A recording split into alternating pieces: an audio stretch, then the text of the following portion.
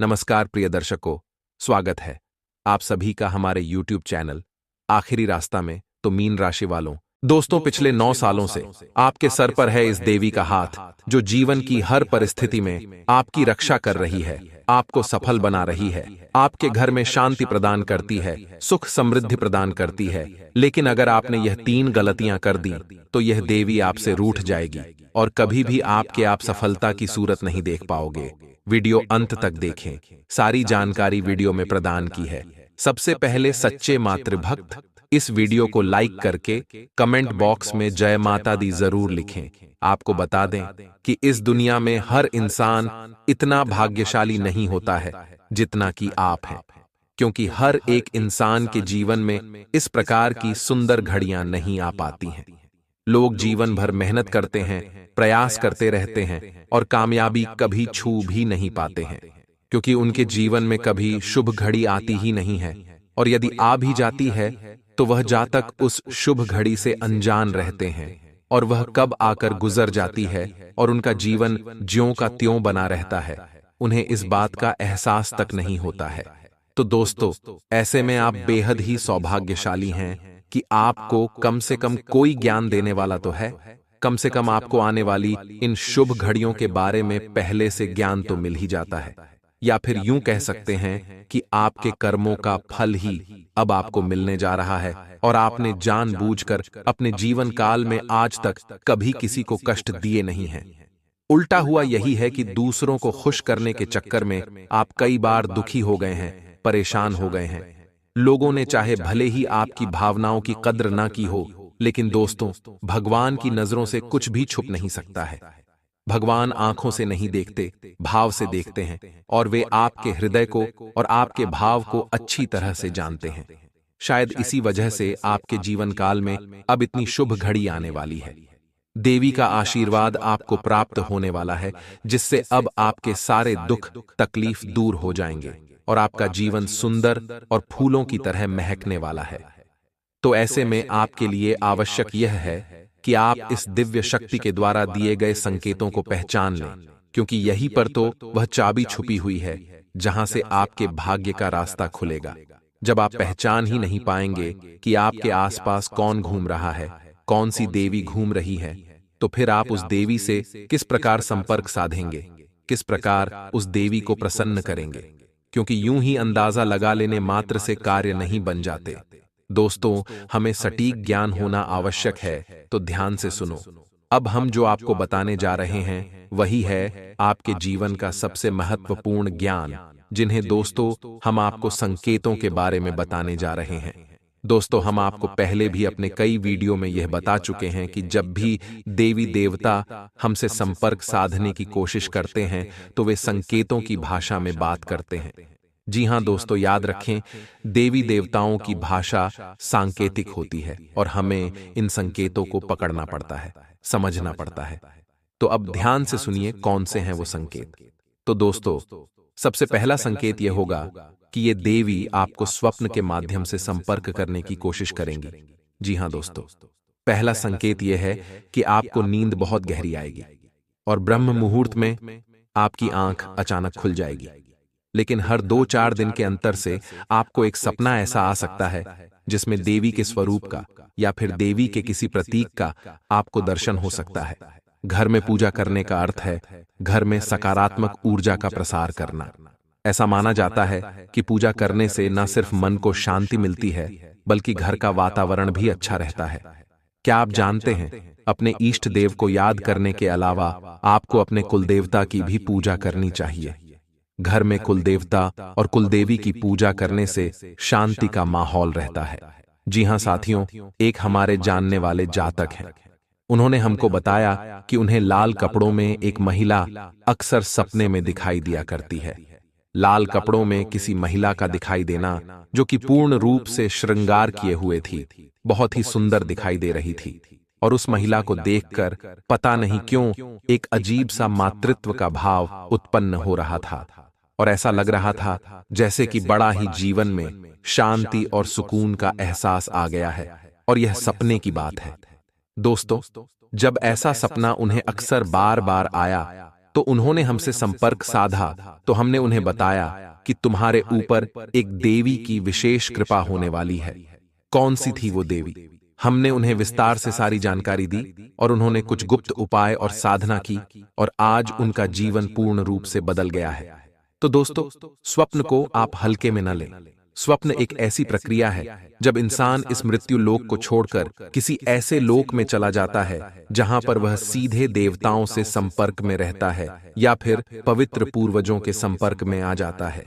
अब इसमें समझने वाली बात यह है कि जो सपने किसी विशेष उद्देश्य के साथ हमारे साथ घटित होते हैं, उन सपनों को हम कभी भूल नहीं पाते हैं। वे हमें पूरे के पूरे याद रहते हैं। अक्सर सपनों के साथ यही होता है कि आप जब सुबह सोकर जागते हैं तो थोड़ी देर तक तो आपको सपना याद रहता है, उसके बाद आप उसे पूरी तरह से भूल जाते हैं। लेकिन जिन सपनों के माध्यम से देवी देवता या फिर कोई दूसरी पराशक्तियां आपको कुछ संकेत देने की कोशिश करती हैं, वे सपने आप भूलते ही नहीं हैं। उन सपनों में क्या घटित हुआ वह आपको काफी हद तक पूर्ण रूप से याद रहता है। थोड़े बहुत आंशिक रूप से आप भूल जाएंगे, लेकिन पूरा सपना आपको याद रहेगा। यही इस बात का प्रमाण होता है कि दैवीय शक्तियां आपसे संपर्क करके कुछ कहना चाहती हैं, कुछ बताना चाहती हैं। अब सुनिए दूसरा संकेत। दूसरा संकेत यह है कि आपके जीवन में जो भी मुसीबतें हैं, जो भी परेशानियां हैं या फिर कोई नई बड़ी मुसीबत या परेशानी आएगी, आप उस मुसीबत या परेशानी से साफ साफ बचकर निकल जाएंगे। वह परेशानी केवल आपको छू कर चली जाएगी, आपका कुछ भी बिगाड़ नहीं पाएगी। दोस्तों, जैसे मानकर चलिए कि कोई दुर्घटना होती है, एक्सीडेंट होता है, किसी गाड़ी को कोई इंसान चला रहा होता है या उसमें बैठा होता है, तो दुर्घटना में वह गाड़ी पूर्ण रूप से टूट जाती है, उसका पूर्ण रूप से विनाश हो जाता है, परंतु बैठे हुए का या फिर चलाने वाले व्यक्ति का बाल भी बांका नहीं होता है। यदि ऐसा कोई संकेत है, मात्र यह तो एक घटना है।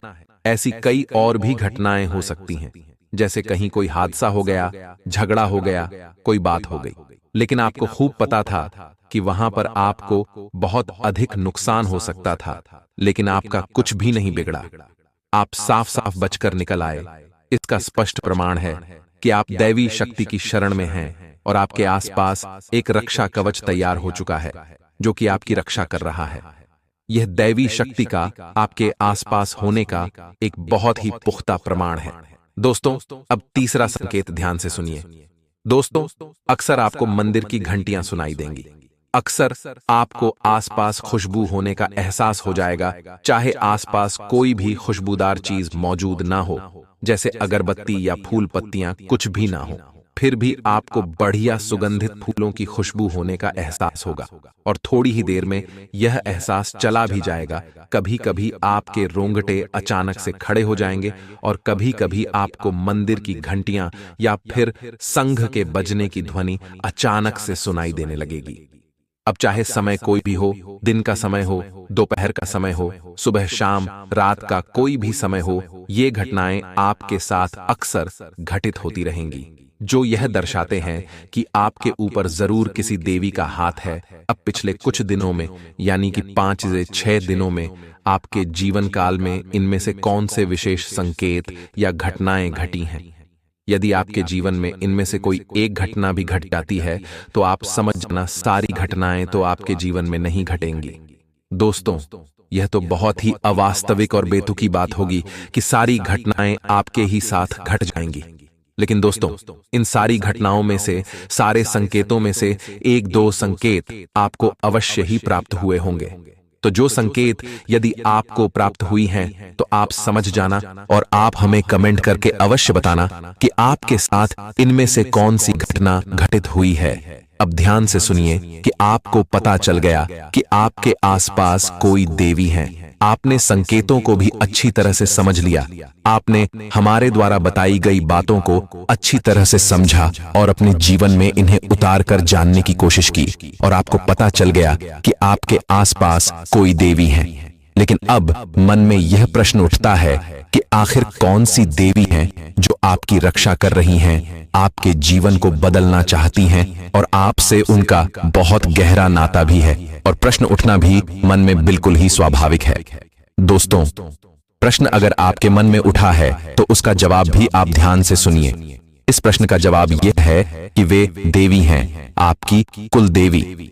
जी हाँ दोस्तों, आपकी कुल देवी आपकी माँ के समान है। वे केवल आपकी ही माँ नहीं है, आपके पूरे कुल की माँ है। आपकी कुल की पालनहार हैं, तारणहार हैं और लंबे समय से आपके कुल की रक्षा करती चली आ रही हैं और आपके कुल की पूजनीय भी रही हैं। यदि आपके घर में कुलदेवी या देवता की तस्वीर नहीं है तो सुपारी को पान के पत्ते में बांधकर उसके ऊपर मौली बांधकर कुलदेवता का स्मरण करते हुए लौंग लगानी चाहिए और इस पर स्वस्तिक बनाना चाहिए। लेकिन आज के इस भागदौड़ भरी जीवन में लोग अपने कुल देवी और देवताओं को पूर्ण रूप से भूल चुके हैं। अपने पितृदेवताओं का भी तो ख्याल नहीं रख पाते हैं। कुल देवी और देवताओं की तो बात ही क्या की जाए। लेकिन दोस्तों, आप कुल देवी को बिल्कुल भी हल्के में मत लेना। जिस इंसान ने अपने जीवन में अपनी कुल देवी के दर्शन नहीं किए हैं, उनको भोग अर्पित नहीं किया, उनकी नित्य पूजा पाठ नहीं की है, वह इंसान जी तो कभी सुख प्राप्त कर ही नहीं सकता, बल्कि मृत्यु के बाद भी उसे सुख प्राप्त नहीं होगा। उसकी कभी मुक्ति नहीं होगी और उसे पुनः मृत्यु लोक में कष्ट और पीड़ा सहने के लिए आना होगा। ऐसा भयानक श्राप क्यों है दोस्तों?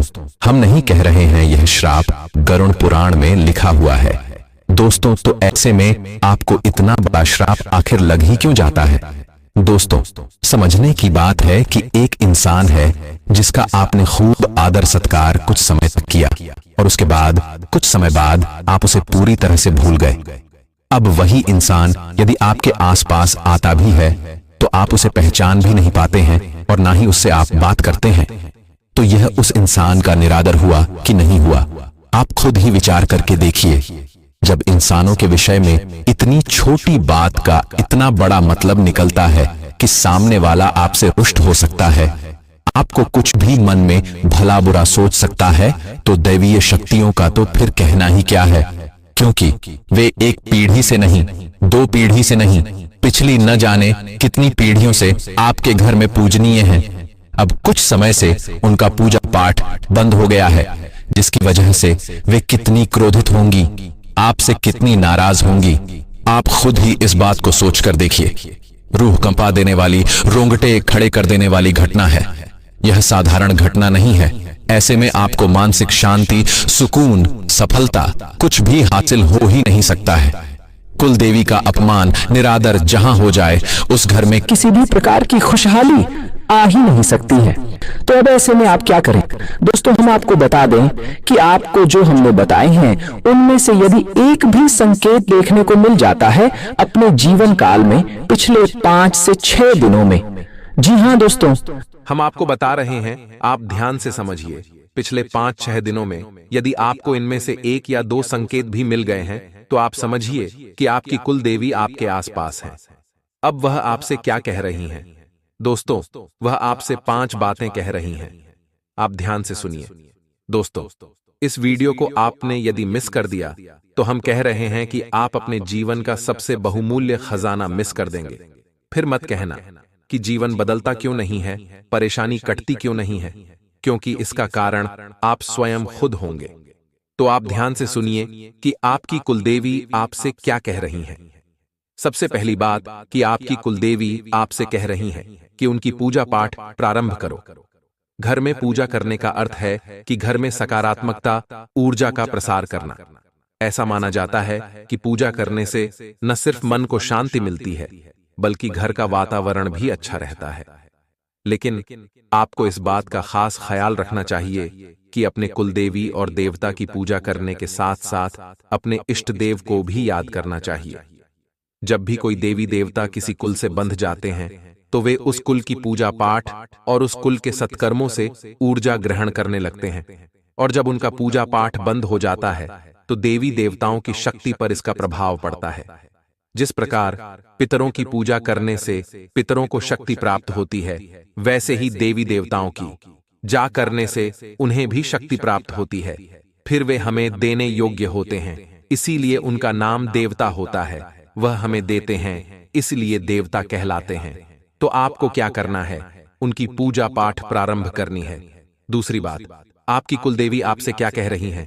दूसरी बात, आपकी कुलदेवी आपसे यह कह रही हैं कि आप उन्हें भूल चुके हैं, उन्हें आपने याद नहीं किया है, आप उनके मूल स्थान को नहीं जानते हैं, तो एक बार कम से कम जीवन में उनके मूल स्थान पर जाकर उनके लिए कुछ विशेष पूजा पाठ अवश्य कराइए। दोस्तों, यकीन मानिए, ये बातें कोई भी इंसान आपको बताएगा नहीं, मुफ्त में तो कोई नहीं बताएगा। बहुत मोटी मोटी रकम लेकर लोग इतनी बड्ढी बड्ढी बातें बताते हैं। हम तो आपको मुफ्त में ही बता रहे हैं, क्योंकि हमारा मकसद केवल और केवल आपके जीवन में बदलाव लेकर आना है। अब चौथी मांग सुनिए दोस्तों, ये बहुत ही आवश्यक है। चौथी मांग कुलदेवी की आपसे यह है कि आपके घर में जब भी पूजा पाठ होती है तो एक दीपक कुलदेवी के नाम का अवश्य जलाया जाए और कुलदेवी के नाम से भोग अवश्य निकाला जाए। दोस्तों, कुलदेवी को याद करते हुए उनके नाम से थोड़ा सा भोग अवश्य निकाला जाए। आप अपनी पूजा की अलमारी में देवी देवताओं को भोग तो लगाते ही हैं, कुलदेवी के नाम से भी आपको भोग निकालना है। यह कुलदेवी की विशेष मांग है। दोस्तों, याद रखना, अब पांचवी मांग दोस्तों, कुलदेवी की पांचवी मांग यह है कि आपके घर में जब भी कोई विशेष कार्य हो, यानी कि कोई भी दैवीय या फिर संस्कारित कार्य हो, कोई त्योहार आदि की पूजा पाठ हो, तब कुलदेवी की भी पूजा की जाए, कुलदेवी को भी याद किया जाए। बिना कुलदेवी को याद किया गया कोई भी संस्कार पूरा नहीं किया जा सकता है। जिस घर में कुलदेवी को याद नहीं किया जाता, भोग नहीं निकाला जाता, दीपक नहीं जलाया जाता, पूजा पाठ नहीं की जाती, उस घर में कोई भी धर्म कर्म संस्कार संपन्न नहीं होता, शुभ नहीं माना जाता। तो आपको इन बातों का ध्यान रखना है। दोस्तों, संकेतों को पहचानना है, अपनी देवी की मांग को समझना है। अब सबसे महत्वपूर्ण बात कि कुछ जातक यह कहेंगे कि हमें तो पता ही नहीं कि हमारी कुलदेवी कौन है, तो हम कैसे अपनी कुलदेवी को पहचानेंगे, कैसे उनके बारे में जानकारी निकालेंगे। तो दोस्तों, इसके दो तरीके हैं, आप ध्यान से सुनिए। पहला तरीका यह कि आप अपने घर के बड़े बुजुर्गों से, जी हां दोस्तों, अपने घर के सबसे बुजुर्ग सदस्य ही यह जानने की कोशिश करें, दो चार लोगों से बात करें कि आपके घर में कौन सी कुलदेवी की पूजा की जाती है। कुछ लोगों के यहाँ भद्रकाली की पूजा होती है, किसी के यहाँ बगलामुखी की पूजा होती है, किसी के यहाँ विंध्यवासिनी देवी की पूजा होती है। तो आपके घर में किस कुल देवी की पूजा की जाती है? अब यदि आपके घर के बड़े बुजुर्गों को भी इसके बारे में पता नहीं है, तो फिर आपको करना होगा एक विशेष प्रयोग। जी हाँ दोस्तों, यह प्रयोग 7 दिनों तक चलेगा, थोड़ा सा कठोर रहेगा। इस प्रयोग के बारे में आपको हम बताने जा रहे हैं, ध्यान से सुनिए। इस प्रयोग को करने से आपकी कुलदेवी आप उस सपने के माध्यम से संपर्क करके स्वयं दर्शन देकर बताएंगी, या फिर कोई न कोई और संकेत आपको प्राप्त होगा जिसमें आपको आपकी कुलदेवी के बारे में पता चल जाएगा। अब दोस्तों, हम आपको 2 ऐसे उपाय बताने जा रहे हैं जो आपकी कुलदेवी को प्रसन्न करेंगे। कुलदेवी या देवता के स्थान पर जाकर एक साबुत नींबू लें और उसको अपने ऊपर से 21 बार वार कर उसे 2 भागों में काटकर एक भाग को दूसरे भाग की दिशा में और दूसरे भाग को पहले भाग की दिशा में फेंक दें। इसके बाद कुलदेवी या देवता से क्षमा मांगकर वहां अच्छे से पूजा पाठ करें या करवाएं और सभी को दान दक्षिणा दें। कुलदेवता की पूजा करते समय शुद्ध देसी घी का दिया, धूप, अगरबत्ती, चंदन और कपूर जलाना चाहिए। साथ ही प्रसाद स्वरूप भोग भी लगाना चाहिए। कुलदेवता को चंदन और चावल का टीका अर्पण करते समय ध्यान रखें कि टूटे हुए या खंडित चावल ना हो। कुलदेवता को हल्दी में लिपटे पीले चावल पानी में भिगोकर अर्पण करना शुभ माना जाता है। पूजा के समय पान के पत्ते का बहुत महत्व है, जिसके साथ सुपारी, लौंग, इलायची और गुलकंद भी अर्पण करना चाहिए। कुलदेवी या देवता को पुष्प चढ़ाते हुए आपको इन्हें पानी में अच्छी तरह से धोना चाहिए। सभी देवी देवताओं की पूजा जिस तरह सुबह शाम की जाती है, उसी तरह कुलदेवी और देवता की पूजा भी दीपक जलाकर करनी चाहिए।